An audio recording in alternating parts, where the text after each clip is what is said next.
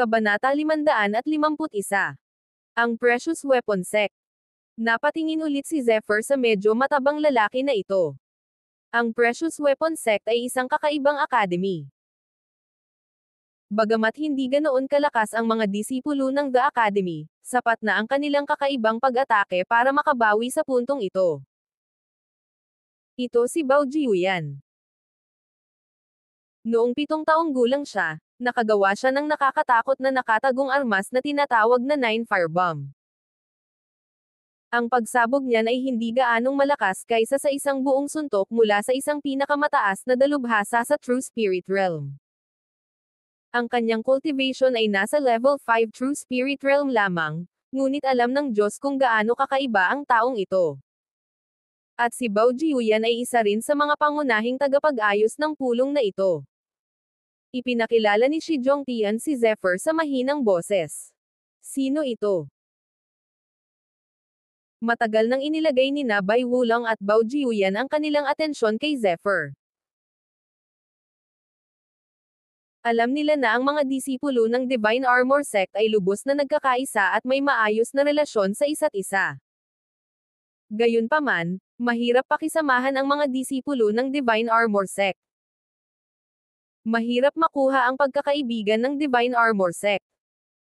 Gayunpaman, mula sa saloobin ni Shi Zhongtian kay Zephyr, kitang-kita na binigyan niya ng malaking kahalagahan si Zephyr at natural na medyo kakaiba. Hahaha, itong kapatid ko, si Zephyr, expert din. Ipinakilala siya ni Shi Zhongtian kina Bai Wulong at Bao Jiuyan. Hello. Nakangiting sabi ni Zephyr kina Bai Wulong at Bao Jiuyan. Hahaha, since kapatid ka ni Kuya Shi, kaya kapatid ka namin. Tumanggo sina Bai Wulong at Bao Jiuyan kay Zephyr. Gayunpaman, hindi nila gaanong pinansin si Zephyr kahit na sa pagpapakilala ni Shi Zhongtian. Pagkatapos ng lahat, si Zephyr ay nasa level 6 True Spirit Realm lamang. Masyado na silang nakakita ng ganitong uri ng paglilinang. Humph. Isa lang siyang katamtamang level 6 True Spirit Realm martial artist. Anong klaseng expert siya? Kung iba ang sasabihin niya, hindi ako natatakot na mawalan siya ng dila. Sa oras na ito, isang hindi naaangkop na singhot ang lumabas. Pagkatapos, dahan-daang naglakad ang isang grupo ng mga tao. Ang pinuno ay may malamig na mukha at tumingin kay Zephyr na may bakas ng malamig na focus sa kanyang mga mata. Siya yun. Matapos makita ang taong ito, biglang naging kakaiba ang ekspresyon ni Zephyr. Ang lalaking ito ay walang iba kundi ang Iron Lion, na nakipagkumpetensya kay Zephyr para sa kakaibang ukit na kahoy sa City Fair. Sino iyon? Kaya pala ay Iron Lion mula sa Divine Body Sect. Hindi katakatakang isang alon ng pawis ang bumalik-balik sa harapan ko. Nang makita ang Iron Lion, agad na namutla ang mukha ni Shi Zhongtian habang nagsasalita siya ng may pagkasuklam sa kanyang mga mata. Gaano kabalintuna ang kanyang mga salita sa Iron Lion. Humph, mas mabuti na yan kaysa sa mga taong marunong lamang maglaro ng sirang metal maghapon. Iisipin ng mga hindi nakakaalam na grupo sila ng mga bata na hindi pa lumalaki. Hindi sumuko ang Iron Lion. Tumingin siya kay Shi Zhongtian at sinabing may malamig na ngiti. Kung ganoon, gusto kong subukan at tingnan kung kakayanin mo itong mga sirang metal na piraso. Tinadyakan ni Shi Zhongtian ang kanyang mga paa at mabilis na sumabog ang isang nakamamatay na aura. Ano? Sa tingin mo ba talaga natatakot ako sa'yo? Ang Iron Lion ay hindi nagpakita ng anumang palatandaan ng kahinaan habang siya ay nanunuya. Ang gininto ang liwanag ay sumabog mula sa kanyang mga kamay, kasing talas ng mahabang espada na pinupunit. I say, give me more or less some face. Hindi pa nagsisimula ang meeting ni Ching Feng. Hindi napigilan ni Bao Jiuyan na mapangiti habang kinakausap ang dalawa. Mula sa hitsura ni Shi Zhongtian at Iron Lion, tila naging ang dalawang ito. Nagtatago ng sama ng loob sa mahabang panahon. Bukod dito, ang sama ng loob na ito ay tila seryoso, ngunit ginamit ng Iron Lion ang sitwasyon sa pagkakataong ito upang gamitin si Zephyr bilang isang catalysta. Humph! Ako, Iron Lion, ay natural na magbibigay ng mukha sa nakatatandang kapatid na si Bao. Gayunpaman, ang maliit na pagtitipon na ito ay hindi pangkaraniwan. Ito ay isang uri ng martial arts competition. Ito ay isang bagay na walang sino man ang maaaring pumasok. Sa kanyang katayuan at lakas, paano siya magiging kwalipikadong makapasok sa ating bilog? Tila pumayag ang Iron Lion, ngunit biglang nagbago ang kanyang tono, na inilapit kay Zephyr ang paksa. Si Zephyr ay inihanda para sa panunukso ng Iron Bear Lion. Nang magsasalita na sana siya ay lumabas ang isang pangungutya. Kung hindi siya qualified, you are not qualified. Kabanata 552. Matalas at nangingibabaw ang boses niya. Tapos, may lalaking humakbang papunta sa kanila. Siya ay balingkinitan, gwapo, at may magandang aura sa paligid. Para siyang sentro ng bagyo. Sa kanyang pagpapakita ay agad na napunta sa kanya ang atensyon ng lahat. Ang Golden Battle Attire ay kumikislap na may God Ray at may dalang walang kapantay na Divine Spear sa kanyang likod. Ang disipulo ng Fighting God Palace ang nakakakilala kay Zephyr, Jin Zonshan. Nagtaas ng kilay si Zephyr. Masasabi niya na ang lakas ni Jin Zonshan ay tumaas ng malaki, lalo na sa mga tuntunin ng paglilinang. Nakapasok na siya sa level 7 True Spirit Realm at nakarating sa level 8 True Spirit Realm. Jin Zonshan, anong ibig mong sabihin? Kahit na medyo nag-iingat ang Iron Lion kay Jin Zonshan, natural na hindi siya nasisiyahan sa pagsagot sa harap ng napakaraming tao. Wala lang. Masyado lang mataas ang tingin mo sa sarili mo. Malamig na ngumiti si Jin Zonshan. Kahit na alam niya na ang Iron Lion ay isang eksperto sa level 9 True Spirit Realm at isang kaharian na mas mataas kaysa sa kanya, hindi siya natakot. Ang pamagat na, madman, ay tumupad sa reputasyon nito. Hahaha. Zephyr, we meet again. Habang nagsasalita, direktang hindi pinansin ni Jin Zonshan ang Iron Lion at tawanan si Zephyr. Oo, nagkita ulit tayo. Nakangiting tumango si Zephyr. Dahil sa pag-uusap ng dalawang lalaki, mas naging curious ang lahat tungkol sa pagkakakilanlan ni Zephyr. Bagamat baliw si Jin Zonshan, napakayabang niya. Ang lakas ng isang Zephyr ay nasa level 6 True Spirit Realm lamang, ngunit parang pamilyar ang relasyon sa pagitan nila. Gayunpaman, ang mukha ng Iron Lion ay naging mas mabangis matapos hindi pinansin ni Jin Zonshan. Ang ugali ni Jin Zonshan ay tila labis siyang ininsulto. I'm sorry, everyone. I'm late. Sa oras na ito, dahan-daang dumating ang isang malambot at misteryosong boses. Hindi nagtagal, isang magandang figure ang lumutang mula sa isang maliit na kalsada.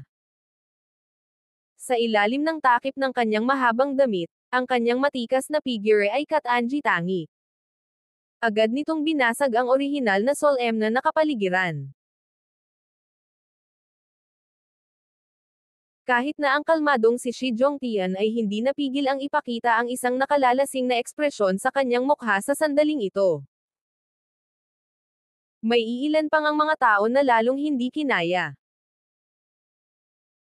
Nagsimula silang tumingin sa isa't isa na may nagbabagang mga mata, kabilang ang Iron Lion. Ang babaeng ito ay ang misteryosong babaeng nagngangalang Feng Yi na nakilala ni Zephyr noong binili niya ang kakaibang inukit na kahoy. Ang bulong-bulungan ay nagsasabi na ang lahat ng mga babaeng disipulo sa Jalan Pure Land ay napakaganda, at si Junior Sister Fan ay isa rin sa pinakamagaling sa kanila. Mukhang peke ang chismis kapag nakita ko siya ngayon. Nakangiti si Bao Jiuyan habang nagsasalita. Gayunpaman, ang mga salitang ito ay naging sanhi ng pagsimangot ng lahat. Kung tutuusin, ang mga salitang ito ay malinaw na hindi parang pinupuri niya ang kabilang partido. Gayunpaman, biglang binago ni Bao Jiuyan ang paksa at muling sinabi. Mas maganda at nakakakilig pa si Junior Sister Fan kaysa sa sabi-sabi. Bahagyang ngumiti ang misteryosong babaeng may manipis na belo. Bagamat natatakpan siya ng belo, kumikinang pa rin ang maganda niyang mga mata sa nakakaantig na kagandahan. Nang ibuka at isara niya ang kanyang bibig, bagamat malabo, may mas misteryoso at malabong kagandahan. Matagal ko nang narinig na si Senior Brother Bao Jiuyan ng Precious Weapon Sect ay sobrang nakakatawa. Ngayon, nakikita kong totoo ang mga chismis. Kasunod ng pag-uusap ng dalawa, ang iba pang martial practitioner quickly ay sumali na rin. Paminsan-minsan, hahanap sila ng mga paksang makakapag-chat kay Fan Fengel, sinusubukang mapalapit sa kanya. Umupo si Zephyr sa isang tabi at hindi lumapit. Tulad ng nahulaan niya, ang misteryosong babaeng ito ay si Fan Fengyi mula sa Jalan Pure Land. Binigyan siya ng babaeng ito ng napakadelikadong pakiramdam. Ang kanyang sagot at mga salita ay walang kamali-mali. Siya ay isang makapangyarihang karakter. Kabanata 553. Gayunpaman, ang hindi alam ni Zephyr ay ang kanyang pagwawalang bahala ay naging dahilan upang bigyan siya ng pansin ni Fan Fengyi. Mula sa pagpapakita niya, nailagay na niya ang kanyang taya kay Zephyr. Ang mga maaaring dumalo sa pulong na ito ay pawang mga nangungunang henyo. Ang Zephyr na ito ay nasa level 6 True Spirit Realm lamang, at hindi siya mula sa kakaibang academy tulad ng Precious Weapon Sect. Sobrang curious siya kung bakit lalabas dito si Zephyr. Higit pa rito, si Jin Zonshan ay isang mapagmataas na tao, ngunit sina Zephyr at Jin Zonshan ay malinaw na may mabuting pakikitungo. Gayunpaman, ang ganitong uri ng pag-usisa ay tumagal lamang ng maikling panahon. Napakabilis, hindi na na-curious si Fan Fengyi. Kung tutuusin, ang lakas ni Zephyr ay medyo mahina pa rin, at hindi ito sapat para maging sanhi si Fan Fengyi na tumaya sa kanya. Si Zephyr ay hindi masyadong interesado sa komunikasyon sa pagitan ng mga taong ito.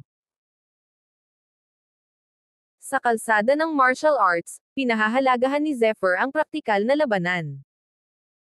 Hindi mataas ang tingin ni Zephyr sa teoretikal na pag-unawa.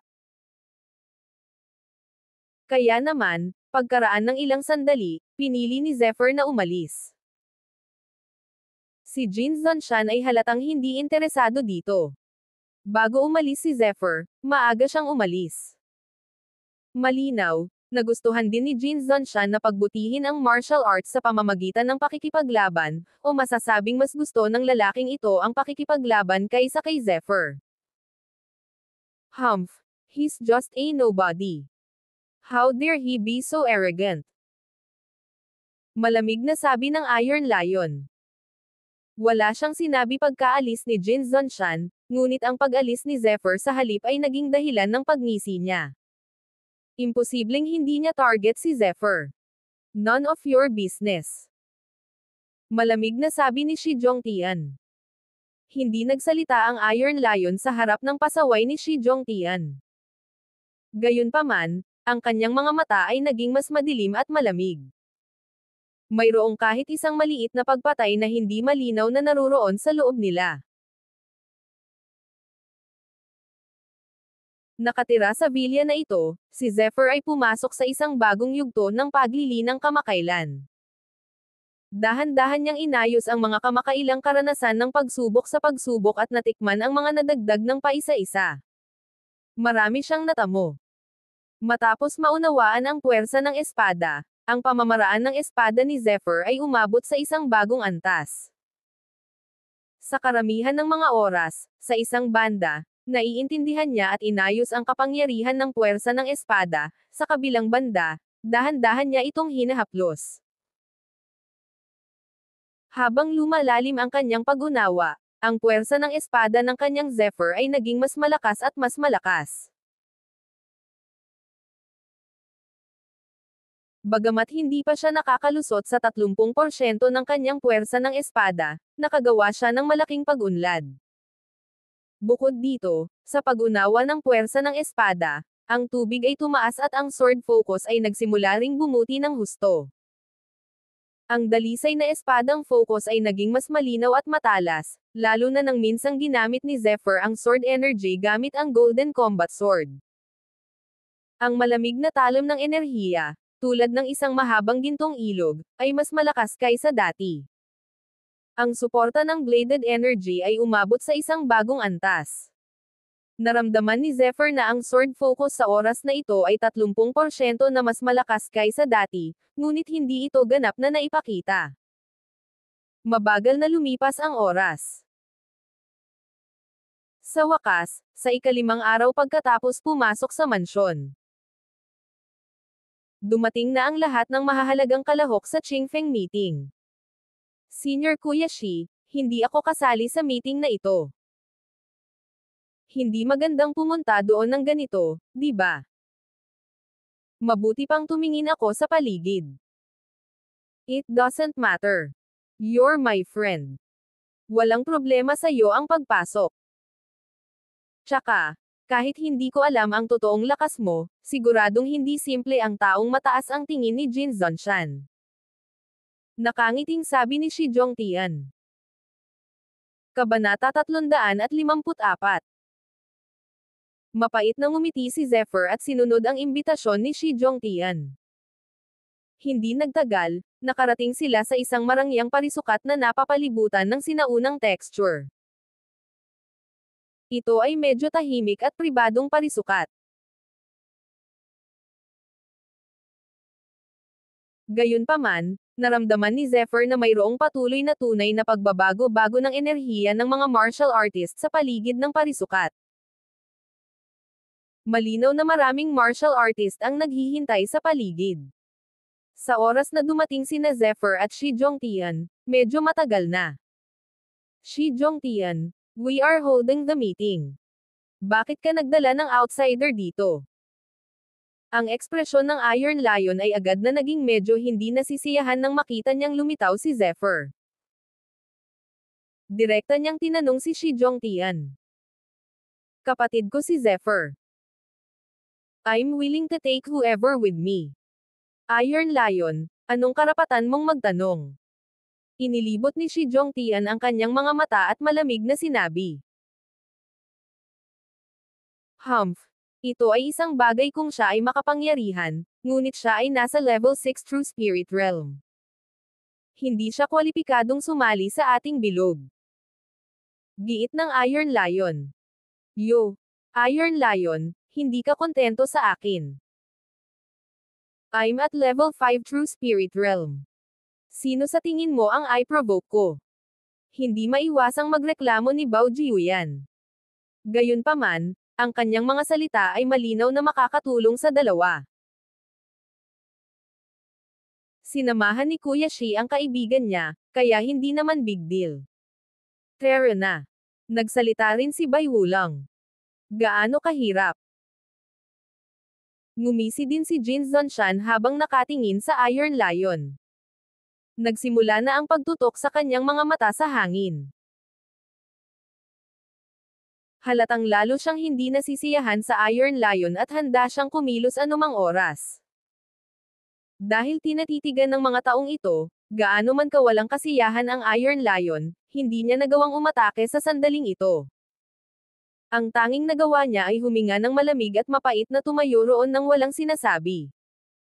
Haha, dahil nandito kayong lahat, hindi ako tatayo sa seremonya. Matapos maghintay sa pagdating ng lahat, Isang batang martial artist na naka-cyan robe ang tumayo at nakangiting sinabi. Mukhang hindi na makatiis si Junior Brother Leo. May ngumiti sa batang martial artist. Ha ha ha. I can't wait any longer.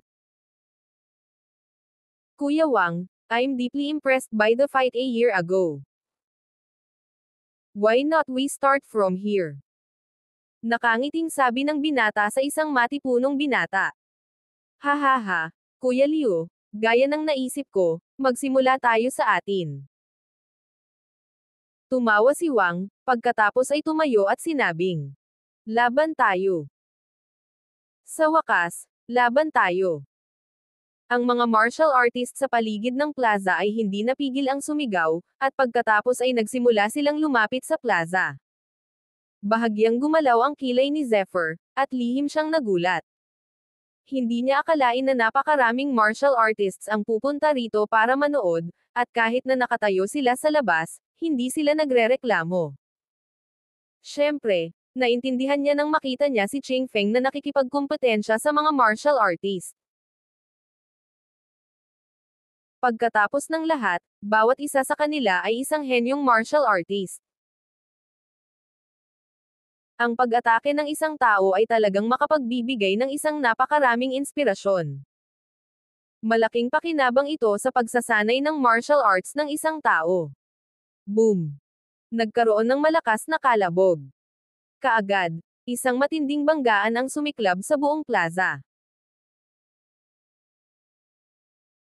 Para bang ang isang malaking kamay na tumatakip sa langit ay nagdudulot ng kaguluhan sa guwang, pinupunit ang mga ulap sa guwang, na nag-iiwan ng walang laman na kalangitan. Nag-aaway sina Wang at Leo sa plaza. Ang kanilang mga damit ay lumipad sa hangin, at ang kanilang mga mata ay nagniningning sa sinag ng Diyos. Kabanata 555. Bagamat hindi pa nagsisimulang mag-away ang dalawa, nagsimula nang maglaban ang kanilang enerhiyang power. Nakakakilabot na aura. Hindi nakakagulat na sila ay nakilahok sa pulong. Natatakot ako na ang dalawang estadong ito ay umabot sa isang hindi kapani-paniwalang antas. Nararamdaman ko na ang nakapalibot na espasyo ay naging lubhang mapang api. Ang mga martial arts cultivator na nakatayo sa di kalayuan sa paligid ng square ay nanlaki ang kanilang mga mata at napabuntong hininga sa takot. Wang Shi, isang alagad ng isang maliit na pamilya. Siya ay isang individual na tagapagsasaka, ngunit siya ay nagkaroon ng isang magandang pagkakataon mula pa noong siya ay bata at natanggap ang pamana na iniwan ng isang sinaunang general. Siya ay nagsasanay ng banal na kamao ng dakilang general. Bawat galaw niya ay engrandi at mapagpakumbaba. Ipinakilala sila ni Shi Zhongtian kay Zephyr. Napakalakas. Nagulat si Zephyr. Ang tinaguriang Wang Shi ay isang martial artist na walang proteksyon ng The Academy at kulang sa proteksyon at suporta ng The Academy. Natural, marami siyang dadaanan sa landas ng martial arts, at maaabot niya ang level 8 True Spirit Realm sa pamamagitan ng pag-asa sa kanyang katayuan bilang isang individual na cultivator. Ano naman yung isa? Tumingin si Zephyr sa lalaking nakasuot ng cyan at sinabi. Ang lalaking may apelyidong Liu ay matangkad at payat, at ang kanyang mga binti ay mas payat kaysa sa mga ordinaryong tao. Mas matangkad siya kahit isang talampakan kaysa sa mga ordinaryong tao. Lalo siyang gumaan habang naglalakad, na para bang wala siyang ugat. Si Liu Jiyan. Siya ay isang academy initiate ng Divine Sky Sect at ang kanyang cultivation ay nasa level 8 True Spirit Realm. Siya ay may talento at may cultivated na leg techniques. Kapag siya ay gumagalaw, siya ay kasing lakas ng isang tigre. Minsan ay nahati niya ang isang malaking talon gamit ang kanyang leg technique. Pambihira siya. Tumanggo si Zephyr. Matapos malaman ang pagkakakilanlan ng 2 taong ito, gumawa siya ng ilang paghatol. Boom! Habang umabot sa rurok ang paghaharap ni Wang Shi at Liu Ji sa mga tuntunin ng power, biglang sumabog ang kawalan. Sa sumunod na sandali, marahas na nagsalpukan ang dalawang katawan. Umuungol. Kasabay ng pagkaway ng kanyang mga kamao, isang aura na may dugong bakal ang mabilis na tumaas sa langit. Magtipon ng mga tropa. Habang nagkalat ang dalawang kamao, para lang silang higanteng martilyo. Habang nagkakalat sila, nabuo ang mga patong-patong na anino ng kamao. Ang matinding pamatay na aura na iyon ay para bang libo-libong tropa ang tumatakbo at ang kanilang aura ay parang bundok. Mukhang nakarating na sa bagong kaharian ang kamao niya. Bawat galaw niya ay naglalaman ng estilo ng isang general. Mukhang nagulat si Bao Jiuyan. Tama. Una, makapangyarihan ang banal na kamao ng dakilang general. Kapag humampis siya, dedouble ang lakas niya. Ang ilang mga tao ay tumanggo bilang pagsang-ayon. Ang leg technique ni Liu Ji ay hindi madaling pakitunguhan. Malinaw, kahit na makapangyarihan si Wang Shi, maraming tao ang mataas ang tingin sa kanya. Haha, bagamat mas malakas at mas nakakatakot ang iyong kakayahan sa pagsuntok kaysa isang taon na ang nakalipas, at mayroon kang malalim na pag-unawa sa paraan ng general, hindi mo pa nararanasan ang buhay ng hukbo, kaya hindi mo talaga maintindihan kung ano ang tunay na general. Isang mahinang ngiti ang sumilay sa mukha ni Liu Ji habang hinarap niya ang pag-atake ni Wang Shi. Gumalaw ang kanyang aura at agad na kumalat ang isang ethereal na aura. Swoosh! Ilang sandali, maraming anino ng binti ang mabilis na lumitaw at ipinakita. Dahil sa sobrang bilis ng takbo ng mga binti, sunod-sunod na ilusyon ang nalikha, dahilan para hindi makita ng mga tao ang tunay niyang katawan.